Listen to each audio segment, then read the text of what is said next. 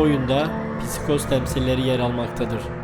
Bu tasvirler için psikiyatri uzmanlarının yanı sıra psikoz deneyimi olan kişilerden yardım alınmıştır.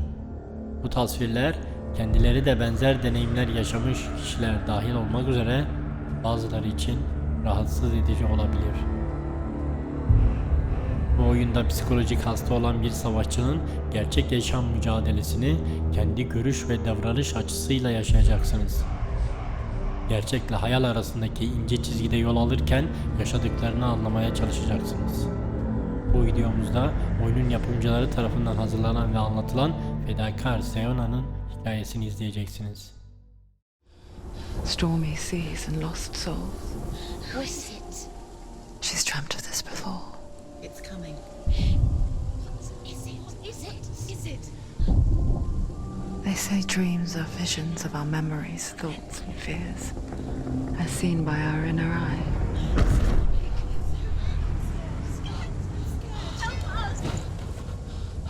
But what if each one of us is always dreaming, even when awake? And we only see what our inner eye creates for us. Is this what hell is? A world shaped by Senua''s nightmares. Maybe that's why people fear seeing the world through her eyes. Yes, she's scared. Because if you believe that Senua''s reality is twisted, you must accept that yours might be too.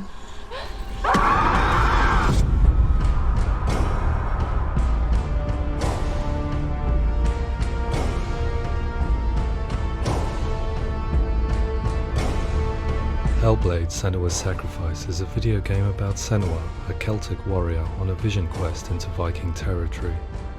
But what sets our hero Senua apart is that she suffers from severe psychotic mental illness. He knows she's getting closer. He can feel her coming closer. She's getting closer. The original idea for Hellblade was to create a classic hero's journey, a journey of suffering, but one where the fantasy world is not another planet or alternate universe, but a world that is constructed in Senua's mind. But to do so would mean putting psychotic mental illness at the center of the experience, a subject that is still considered taboo, and a challenge that was both terrifying and exciting in equal measure. In Hellblade, the starting point was a newly discovered Celtic goddess called Senua'nın in Ashwell, Hertfordshire. When first discovered, her name was thought to be Senua, a name which I liked and kept. I wondered if Senua might have been a Celtic warrior like Boudica who stood up to the Romans. While the Romans had conquered all of Europe, there was a group of Celts up in the furthest reaches of the Roman Empire that could not be conquered, the Picts. And so the Romans built a wall, called Hadrian's Wall, that spans across Britain from sea to sea to keep the Pictish barbarians at bay. The Picts were known for their war paint, painted on with woad, and their matted hair clumped with lime. And so Senua would be a barbarian Pict in this image. What's your name? Senua. I haven't seen you before. I don't live home much. Oh, Zeno's daughter. I have to go. Wait. Orkney is off the coast of Scotland and was inhabited by the Picts, steeped in history and mystery, and so I made Orkney Senua's home and set the stage for a crisis. In the late 8th century, the first Vikings landed on the Orkney Islands. The population of the Picts crashed thereafter, replaced by the Norsemen of the 9th century. Were they wiped out? We don't know for sure, but it would seem likely given the reputation of the Vikings. The Northmen's brutality is legendary. High-ranking leaders and chieftains of the tribes they conquered were often offered as sacrifice to their gods. The most brutal of these sacrifices was known as the Blood Eagle. I imagine Senua as a young female warrior who returns home from exile to find her partner, Dillion, brutally sacrificed to a Norse god by these hellish warriors from a faraway land. I imagine the horror of this moment and how it would have dragged her deep into mental torment.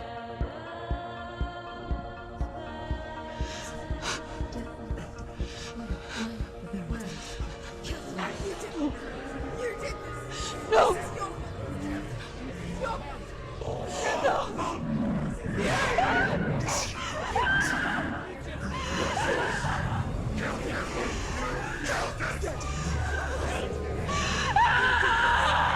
came to learn that the Celts had a sophisticated and nuanced perspective on the nature of mental disorder. One term they used was Gelt. A Gelt is a man or woman who has been driven mad by a curse, battle trauma, or grief. The Gelt would take to a life in the woods in search of penance, punishment, and purgation. And so Senua became a Gelt, cursed by darkness, looking for redemption in the wilds. Another word the Celts used in reference to mental disorders was druth, meaning fool, or liar, one who utters the words of God. They tell of the mad sinner who flees battle into exile and takes on a beastly nature, growing feathers on his body. The character called Druth in Hellblade is based on a little-known person called Findan, an 8th century Irish Celt who was captured and enslaved by the Vikings, but eventually escaped to Orkney where he became a monk. I will tell you my stories of hell, if I may walk with you. Upon meeting Senua, it would be his stories that fuel her quest deep into their world of gods. The Northmen say the world will come to an end. The sun will grow black, the earth will sink into the sea, the stars will disappear, fire and water will meet, flames will play against the sky. The heavens and earth and all the world will be burned, all the gods will be dead, and the warriors of Valhalla and people everywhere. Senua, prepare yourself for Ragnarok, for it is nigh. So the stage was set for a new adventure, a journey into the Norse underworld called Hell, a vision quest fueled by madness and myth, a fantasy that was created by Senua's own mind, and one that we would experience through her eyes. This is your mission. This is your quest. There is nothing else left. To make a game about a warrior with psychotic mental illness as its central theme was fraught with danger. Mental illness such as psychosis is still taboo and rarely acknowledged in a century of cinema, never mind the new medium of games.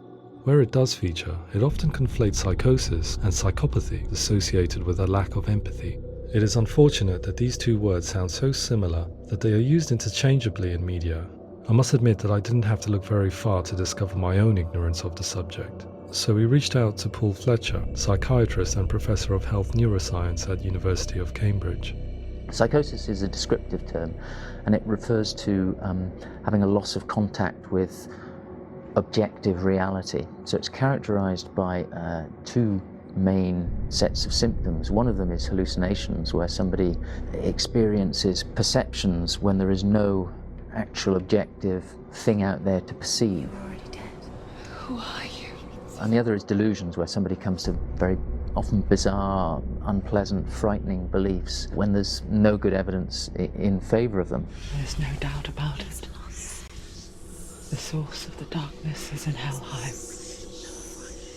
And the goddess Hela holds his soul there. We reached out to Welcome, a biomedical research charity that spends billions on research and awareness programs aimed at improving health. Mental health hasn't always been presented in the media in a way that is particularly helpful. It can be challenging to engage people with the subject matter, and there are a lot of preconceived ideas about mental health, and particularly schizophrenia and psychosis. So we hope our support allows the team to continue to collaborate with Paul Fletcher and with those who have experience of psychosis to create a game that provides a fresh perspective on the condition and allows audiences to engage with it in a way that just wouldn't be possible in any other medium. What started out as a brief consultation convinced me that we were only scratching the surface of an immensely deep and interesting subject that could enrich and change the very nature of the game. That's cool. Thanks so much for coming. Pleasure. Thanks. It's really interesting for me. I'd love to be involved. It's fascinating. Absolutely. Our understanding of psychosis is still very much a mystery, and ways of treating it are still primitive compared to physical illness. After all, it is easy to see the pain and suffering caused by physical diseases or physical trauma. It is not so easy to see the mental suffering and trauma of severe mental illness. But what if we could find a way to see it? Games are capable of drawing you in for hours on end, playing the role of a character who is different from you, experiencing their perspective, and actively involving you in a world that functions with a different set of rules.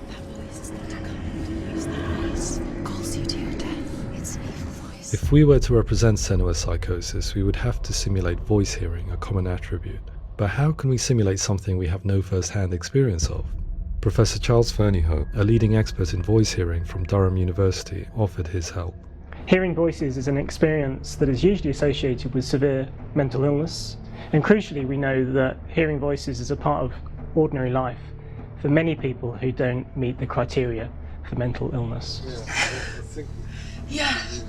Oh, that's not him in real life. We know voices vary according to where they appear in space. Voices can appear far away in the distance, they can appear right there in your ear, they can seem to be coming from inside your head. Based on the information Professor Fernyhough provided, I put together a sound brief and invited some actors to the studio.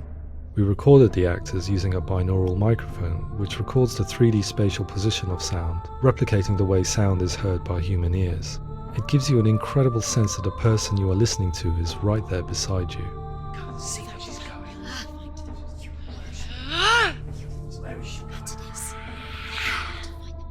Rachel Waddingham from the Voice Collective came to our studio with 2 young voice hearers to speak to our team. We talked at length about their experiences and they listened to our tests, giving us feedback on how we could improve on it. Everyone hates her. She's cursed. It's very hard to represent what this experience is like, partly because it's such a personal, intense, emotional experience. It's testament to how Ninja Theory have been listening to what the researchers are saying, but also crucially listening to the experts by experience. What they've come up with is so compelling. It's by far the best representation I've heard of what these experiences are like.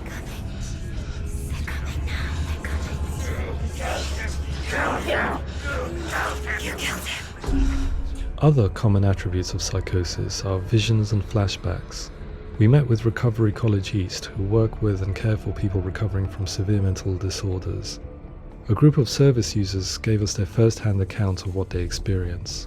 Sometimes when the visions or what we're seeing is too much, it becomes more difficult until eventually we perhaps don't see anything. The people we spoke to, the stories they told, were fascinating, harrowing and mind-boggling. The reality of what people experience was vivid, far exceeding what I could possibly have imagined. We went away itching to represent some of these visions and flashbacks in the game. Her şey yakına geliyor gibi görünür ve her zaman daha da büyüktür.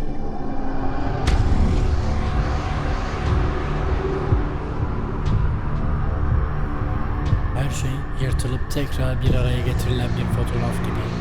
Eğer korkarak hareket edersen.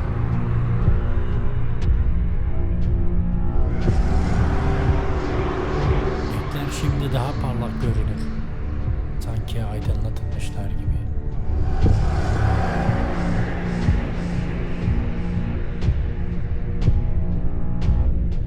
Bazen dünya bir renk cümbüşü içinde gibi görünür ve harikadır.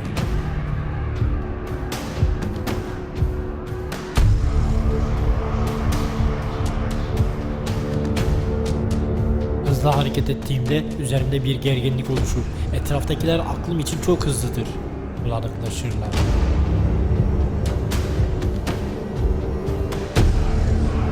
Sık sık duvarların eridiğini ve dalgalandığını görürüm. Midemi bulandırır.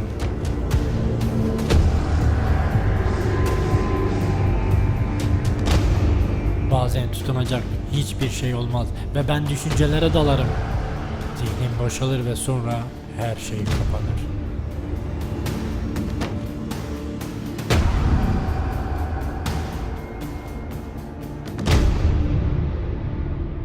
To refine our work, we continue to hold meetings with Recovery College East over the course of a year and a half, showing them what we had achieved so far and refining the in-game representations based on their feedback.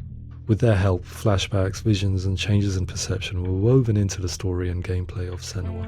The students that are involved in this project are incredibly excited about being involved. They have described the experience as being important because it values their lived experience and shows that despite what we have been through, all of that experience becomes valid, that actually it's something that we should all be talking about.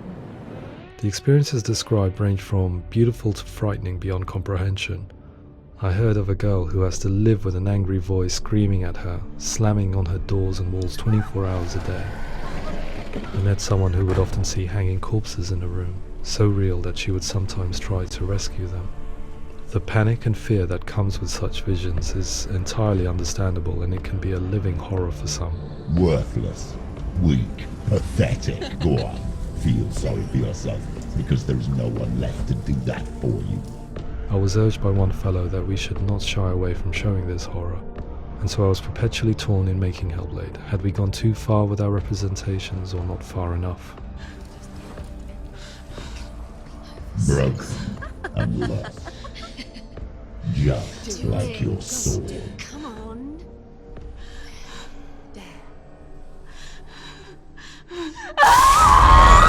In some ways, voice hearing and visions were the low-hanging fruit, so to speak. There's another aspect of psychosis that is much harder to explain, but one that I think video games are uniquely able to represent, which are often called delusions. People begin to see patterns in the world. They begin to link things that most people wouldn't link. Most of the things that we might think would be coincidence or, not worth commenting on. Nevertheless, that might have a particular salience or importance for them. One individual described how everyday words, sounds, colours and objects were steeped in meaning to him, forming a strange and sinister puzzle that he was determined to solve but could not quite get to the bottom of.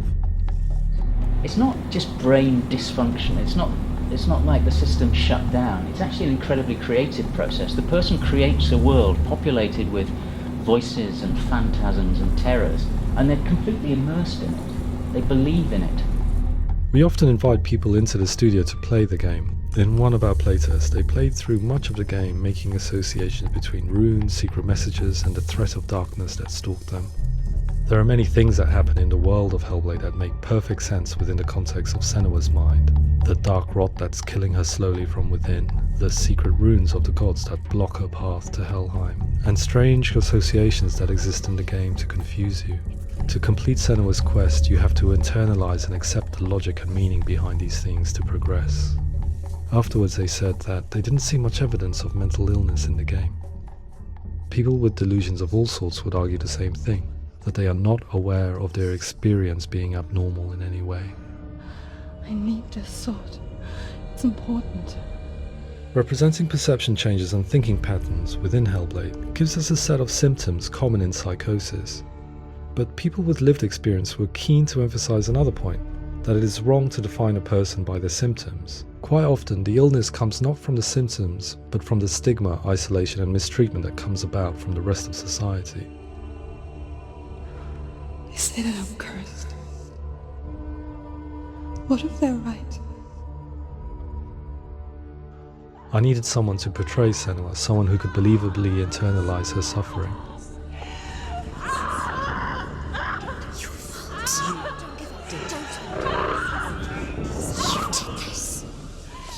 Melina Jurgens, our video editor, had been a stand-in for Senua over a few months while we perfected our motion capture techniques.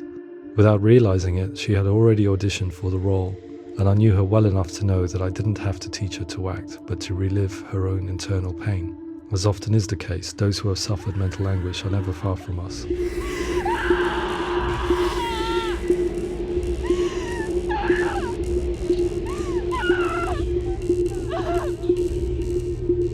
My hope is that by creating a compelling and aspirational character in Senua who feels very much real, albeit in a fantasy setting, we can provide a lens into her reality, a different one to yours, and this is where storytelling comes into play. I imagined her life based on common threads in real people's lives. She was always prone to psychosis as a child. Her mother Galina also heard voices and had visions, so perhaps there was a genetic aspect. Or perhaps it was cultural, as she lived within a world without science, of gods and superstition, as exemplified by her druid father Zimbal. Psychosis developed in her late teens to early 20s and was exasperated by stigma and isolation at the hands of the clansmen and her father. This darkness, it's spreading. The trauma of seeing her lover Dillion sacrificed tips her over the edge, making her remodel her reality around a concept that connects everything: the darkness. So the question, is what Senua experiences real? Can only be answered by saying, yes, it is real. It is her reality. All of her suffering will have been for nothing. It's just a matter of time. Towards the end of the project, service users and professionals that had collaborated with us were invited to see the near final game.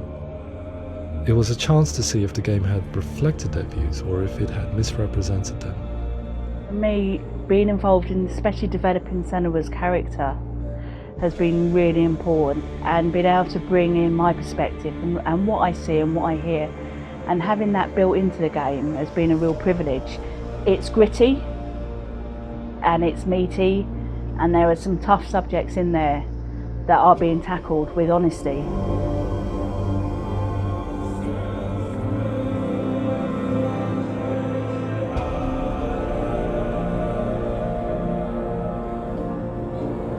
I was blown away by it today, absolutely blown away. It was just fantastic to get the opportunity to use our lived experience in a very creative way. There's nothing tokenistic about the work we've put in. It feels like we've been listened to, things have been taken on board, and I think there was a lot of realism in the game itself, and it feels very authentic.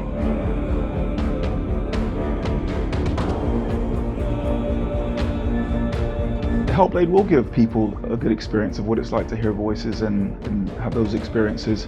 I'm glad that the guys at Ninja Theory have asked us to come along and help them build an experience that's positive when it comes out, and get myself a copy and have a go.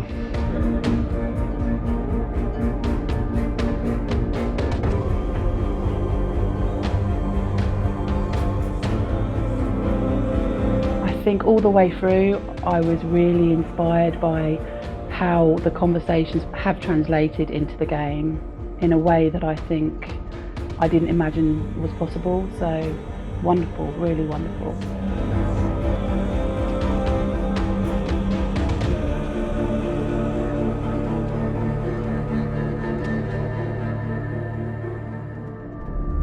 I really hope that others will follow the lead they've set and use the power of something like a video game to change people's perceptions, to increase understanding, and ultimately to make some of the stigma around voice hearing and other experiences go away.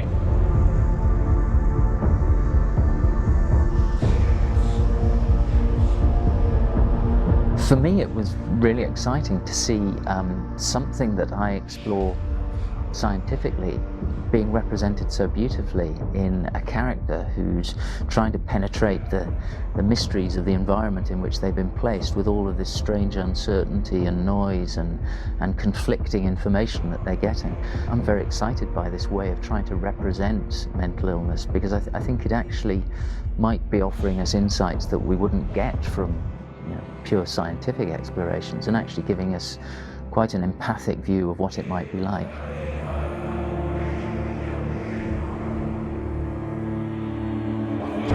Mental illness has been with us for as long as we have been on this planet, but why? Why hasn't evolution stamped out this weakness from within our gene pool? I often pondered this question until I realized that the question had an inbuilt flaw. It assumes that being and thinking differently is a weakness. The only reason we have computers, spacecraft, medicine, poetry, art, and yes, even video games is because individuals are able to simulate new abstract realities in their minds and share them with the rest of us. We need people to be willing to see differently in order for us to progress and survive as society. And we need to be open to these new ways of seeing. And it is this spirit that motivated me to create Senua''s story and share it with you.